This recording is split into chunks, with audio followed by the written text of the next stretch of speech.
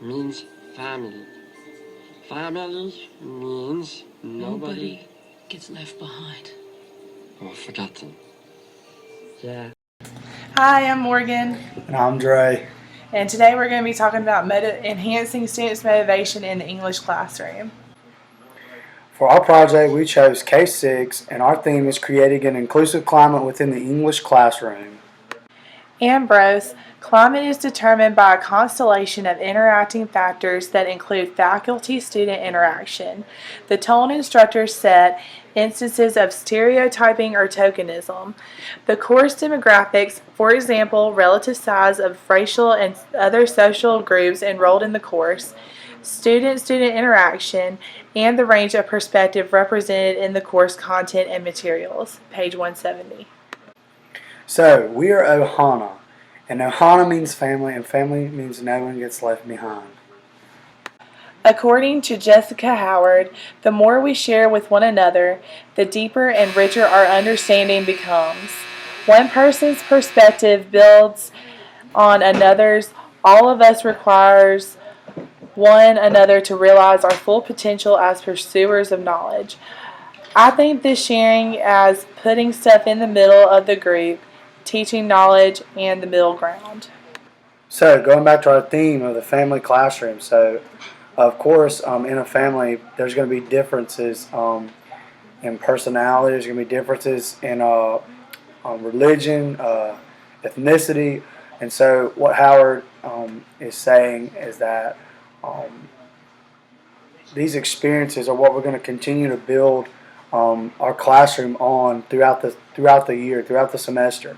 So we're putting all of our experiences in the middle of our group, and by respecting one another and treating each other with respect, our unit can be successful, and that we can accomplish more. According to Weinstein, we must recognize that we are all cultural beings with our own beliefs, biases, and assumptions about human behavior. Culturally responsive classroom management, awareness into action. Teachers can also forge positive relationships with students by sharing stories about their lives outside of school, learning about students' interests and activities, inviting them to make choices and decisions about class activities, and listening to their concerns and opinions.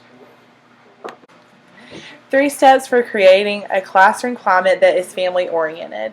How do you motivate your students? Number 1, the safe zone by enforcing from day 1 the role of the student. Number 2, increase motivation by inclusiveness.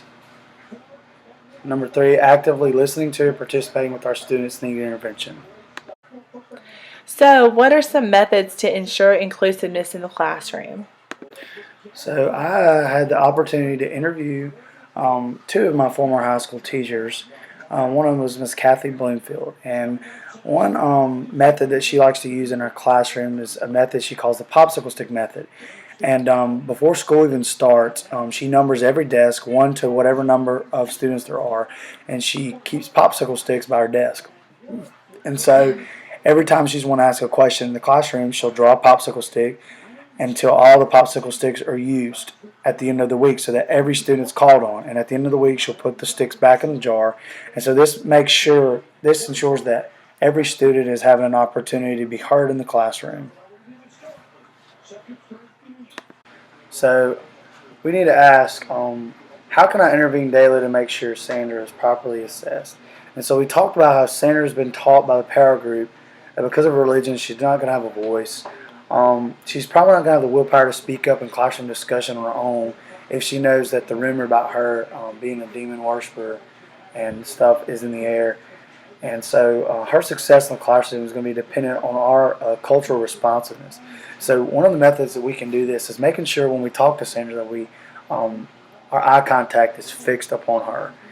And so when we ask her a question, which we want to include her, especially because we know that the power struggle there is she's got the silent majority, the silent role, but we want to make sure eye contact's there.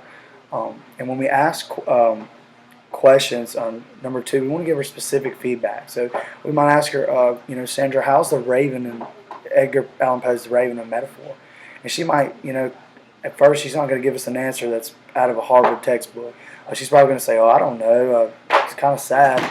And so we facilitate that and say, well, you're right. And so the raven may represent a sign of death or mourning for the speaker, so correct. And so really getting her to start speaking from her stream of consciousness and participate in class. And so the third step that we really help Sandra here is eradicating the interrupter.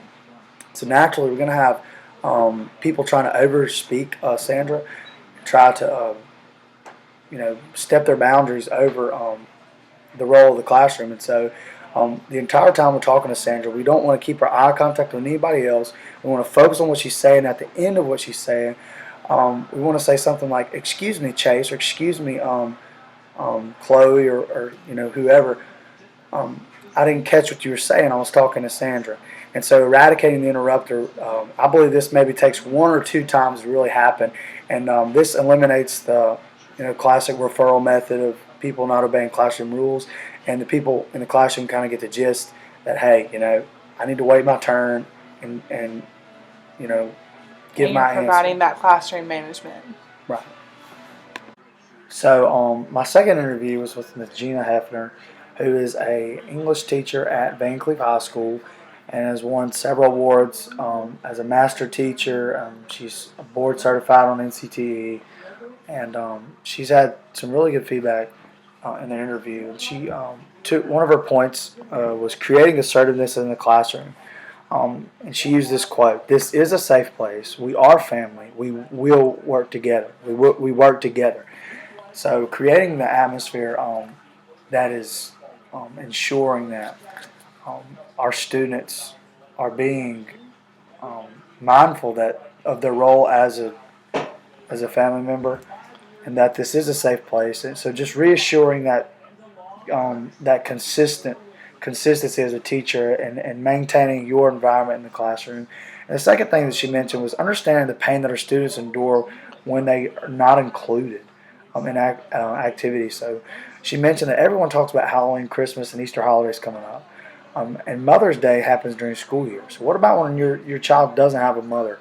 And so we need to understand that the same kind of idea, Sandra's experiencing the same thing.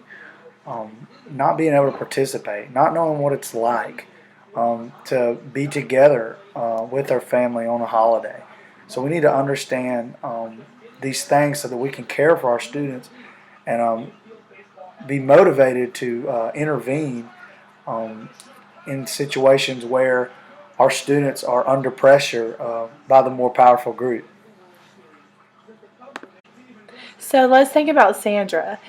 Number one, Sandra has been taught by the power group that because of her religion, she does not have a voice.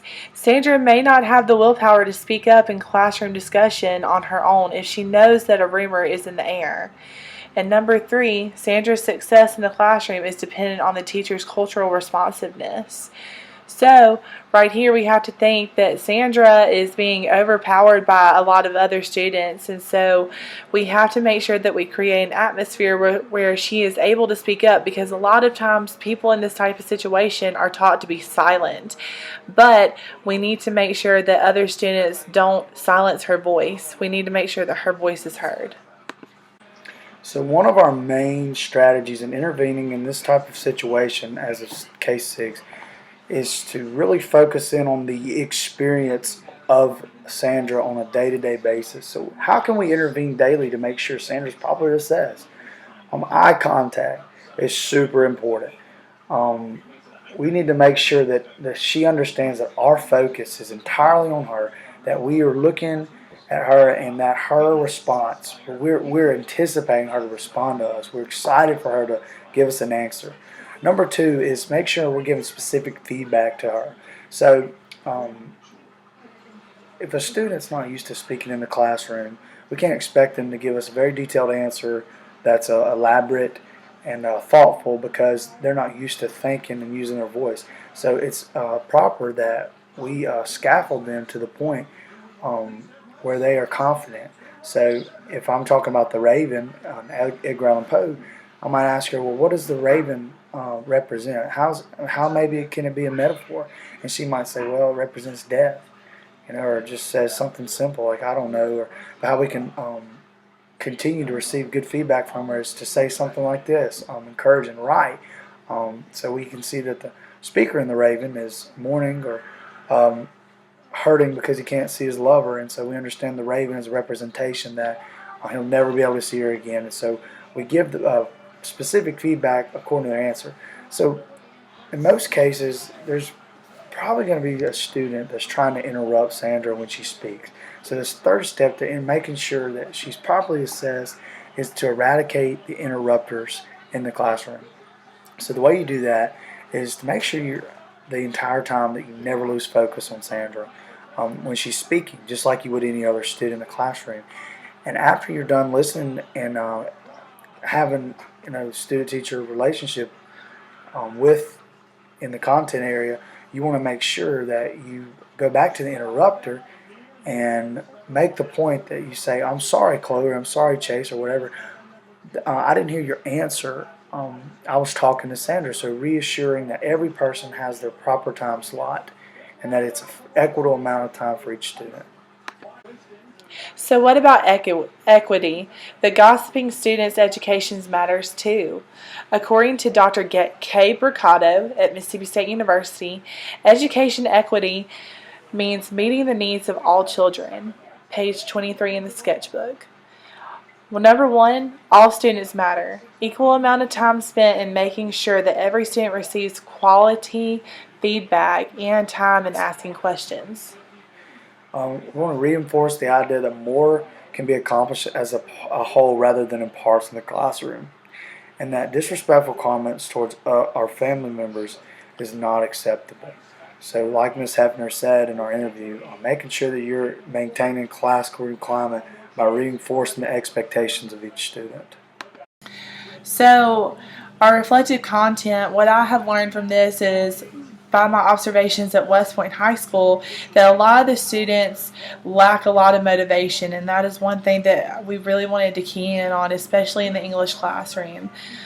Right now I'm teaching the Raven at West Point, and one thing that I have really noticed is that they have really responded to the presentations that I have seen, and also they've been allowed to talk and discussion with each other, and that has really helped a lot of motivation in the classroom.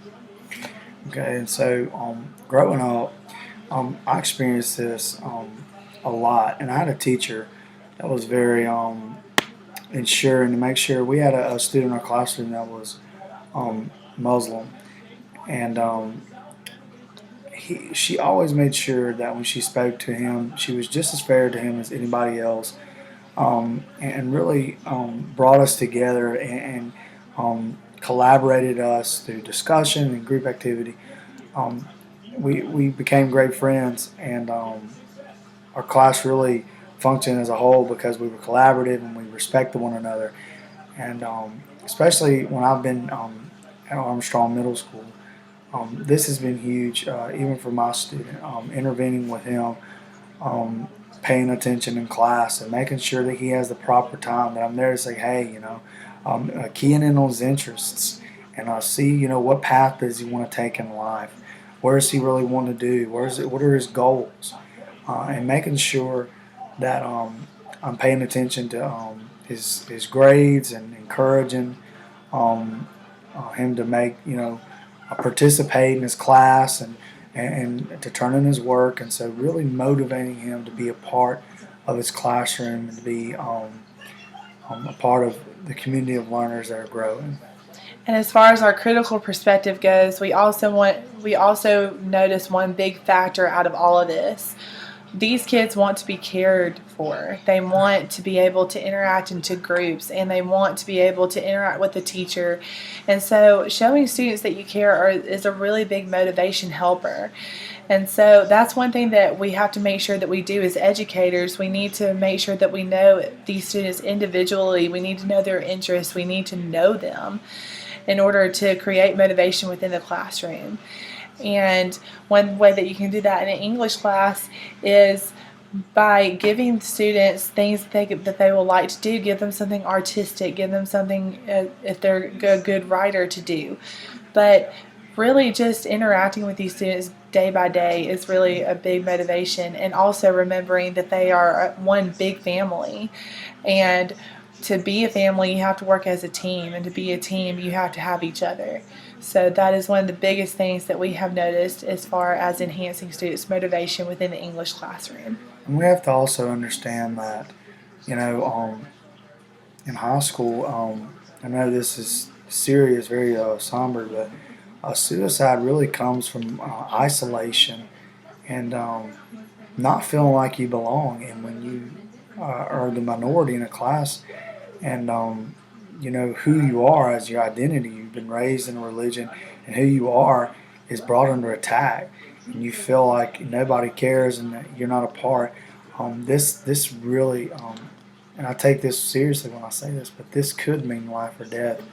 Your intervention as a teacher could mean life or death for a student, and to make them feel like belong. And growing up, I always knew that the smallest interventions in life can be made by just simply cracking a smile and asking somebody how you're doing, and branching out of your comfort zone to make sure that one person's life is impacted. And so we really need to take this serious, and we need to understand that making everybody part of a family and reinforcing inclusiveness is of the utmost importance as future educators.